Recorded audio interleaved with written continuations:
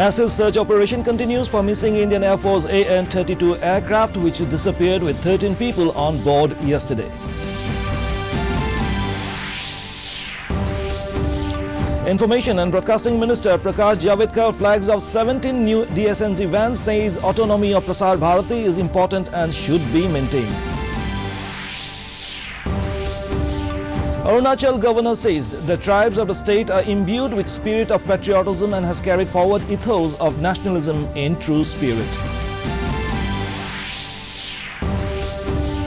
Environment Minister Prakash Javadekar stresses on people's participation in cleaning environment, appeals people to plant trees.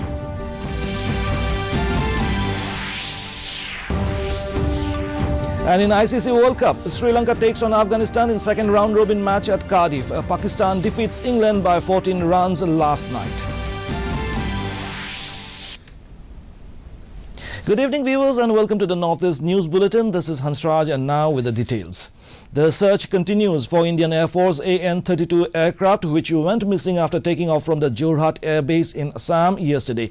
Defense source said 13 people, including a wing commander, squadron leader and 4 flight lieutenants, were on board the aircraft when it lost contact with ground agencies at 12:25 p.m. The Air Force is coordinating with Army and various government and civil agencies to locate the aircraft in the northeast. Sukhoi 30 combat aircraft and C-130 special ops aircraft have been pressed into service to locate the aircraft. Defence Minister Rajnath Singh spoke to Vice Chief of the Air Staff, Air Marshal Rakesh Singh Bhadoria, about the missing aircraft.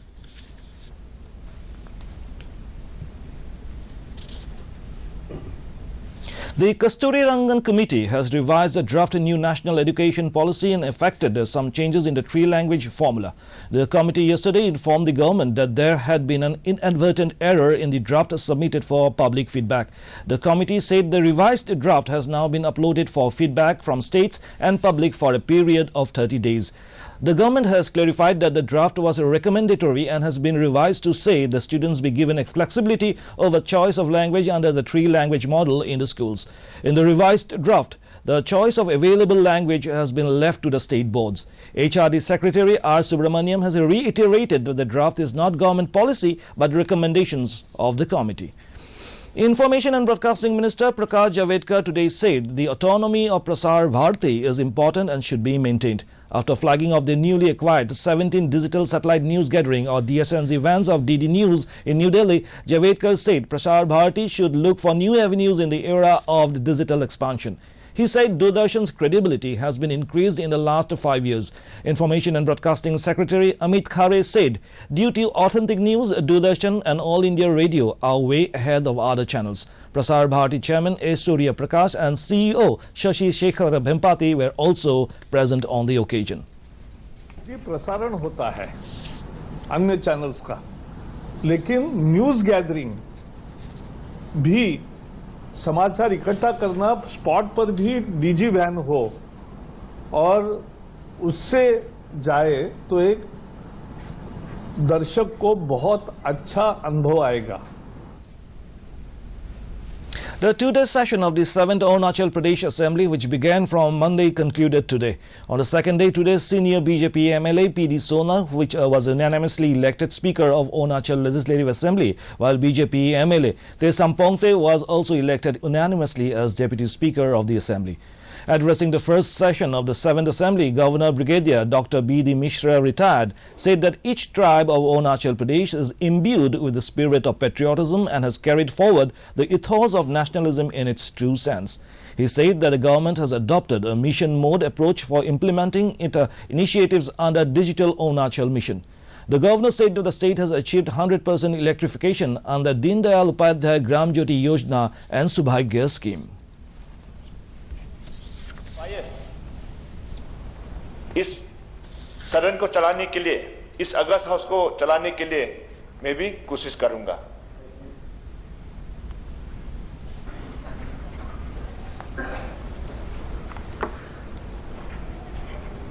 Honorable Governor to deliver his address to the member of 7th Legislative Assembly. Before I commence my talk, I express my deep condolences and sorrow. The Tripura government has decided to give incentive for setting up of medium and big industries in the state by giving a package of subsidy on many components of investments in the sector. Informing about the cabinet decision, Law and Education Minister Ratan Lal Nath on Monday said at Agartala that during the past 1.5 years, 1,474 small and medium industries have been launched in the state. The cabinet also gave its nod to include 2 more rural development blocks, Ganganagar of Dhalai district and Ampi of Gomati district in the list of backward blocks to speed up development activities. The government will pump in 50 crore rupees from its annual budget to boost some key sector for overall development of these blocks. Apart from budgetary outlay, line departments will also give priority while allocating fund and works to the 12 identified backward blocks, he said. Former Assam Chief Minister, a senior Congress leader Tarun Gogoi today urged state as well as central government to break their silence over the detention of Mohammad Sanaullah on the charge of being an illegal foreigner. Addressing a press conference in Guwahati, Gogoi said retired army man Sanaullah is a genuine Indian citizen who was also serving the border wing of Assam police when detained but got victimized due to the error of a foreigners tribunal. Gogoi alleged that foreigners tribunals have lost its credibility as allegations are coming in frequently against these tribunals from various sectors. He demanded High Court or Supreme Court to keep an eye on these institutions. He said that he will write letters to Prime Minister, Union Home Minister and to Defence Minister in favour of Mohammad Sanaullah. Union Environment Minister Prakash Javadekar today appealed people to plant a sapling on the occasion of World Environment Day tomorrow to protect the environment. Javadekar asked people to send their selfie after planting a sapling with selfie with sapling, he said. He said the priority of the government is to ensure that a large number of people participate tomorrow towards saving the environment. Earlier, Secretary of Ministry of Environment Shike Mishra launched the song Hawa Aane De to spread awareness against air pollution.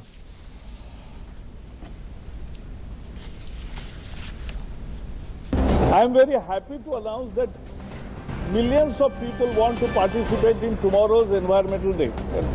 So we have launched a program where we appeal to the people to plant a sapling and have selfie with that plant. On the eve of World Environment Day, more than 1,200 different species of plants have been distributed to spread awareness about the environment among the people under the aegis of Hubonkiri Hut Club in Junai and the Dhemaji district situated on Assam-Arunachal Pradesh border today. In the program organized by Hubonkiri Hut Club in Junai this morning, Chitaranjan Basumatari, Vice President of the Central Committee of All Assam Students Union, inaugurated the distribution of the plants among the students of various schools and general public. Several dignitaries were also present on the occasion. In Meghalaya, as part of World Environment Day to be observed on June 5th, students of All Saints Diocesan Higher Secondary School, Shillong, on Monday took out a silent march with an aim to create environmental awareness amongst the people. The march, which started from the school, finally culminated at Yusoso Tham Auditorium in Shillong. Students enthusiastically walked carrying banners conveying different messages to protect the art, nature, etc. The teacher said that there is a need to change the mindset of people, which will ultimately bring environment-related awareness. That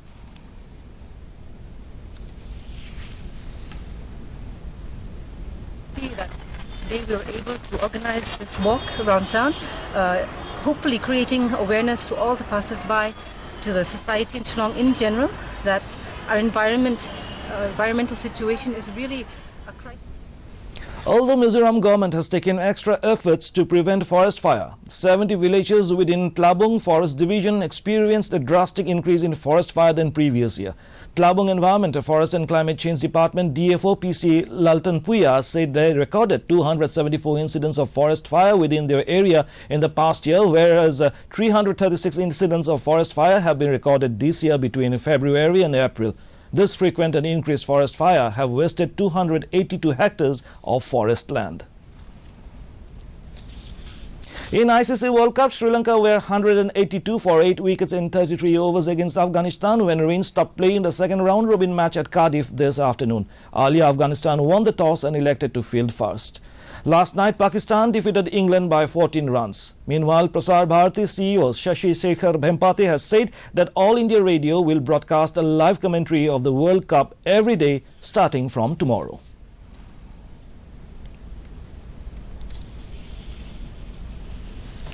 Manipur Chief Minister N. Biren Singh on Monday announced that the Chief Minister's annual indigenous martial arts meet, Mehorolgi Thangta Amadi Huyen Thalong Sangdamba, will be organized as a calendar event of the state government from this year onwards. He informed that the required fund for the said meet would be earmarked in the state budget. He made the announcement during a review meeting cum interaction session with Thangta gurus and representatives of different indigenous martial arts bodies of the state at Chief Minister's Secretariat in Imphal. During the meeting, N. Biren Singh directed the officials concerned to form a committee with Commissioner for Youth Affairs and Sports as the chairperson to identify the requirements of different martial arts institutes and schools of the state. In Meghalaya, the Institute of Bioresource and Sustainable Development, IBSD, under the Ministry of Science and Technology, opened their state-of-the-art orchidarium for their research facility in 6th Mile, Upper Shillong on Monday. The first one-of-its-kind orchidarium in the country was constructed within a span of 3 months after the institute was established in Shillong last year. The orchidarium houses different types of orchids which are found in Meghalaya and its neighboring states. Director of IBSD Professor Dinabandhu Sahu told media persons that opening up the orchidarium will instill the public about citizen science, which will help preserve the fragile ecosystem. Manipur Health and Family Welfare Minister L. Jayantakumar has announced that for the first time ever under National Health Mission, hemophilia and thalassemia treatment centers will be opened at 2 government-run Jawaharlal Nehru Institute of Medical Sciences, JNIMS, and Regional Institute of Medical Science, RIMS, in Imphal. Minister Jayantakumar made this announcement at a function held at JNIMS, Porompat. He said that state government is trying to establish a cancer hospital in Manipur apart from consulting with specialist doctors from outside the state to provide liver transplantation facilities at selected government hospitals in the state. In Manipur, the 10-day theatre workshop and cultural interface organized by Manipur University Theatre Club under the aegis of Manipur University Students' Union from May 25th concluded on Monday at the Centenary Hall of Manipur University. Speaking of the occasion, Head of Department Anthropology, Manipur University, Professor M.C. Arun Kumar recounted that the theatre movement among the students of Manipur University and expressed concern that the present generation seem to be less aware of the different kinds of theatre.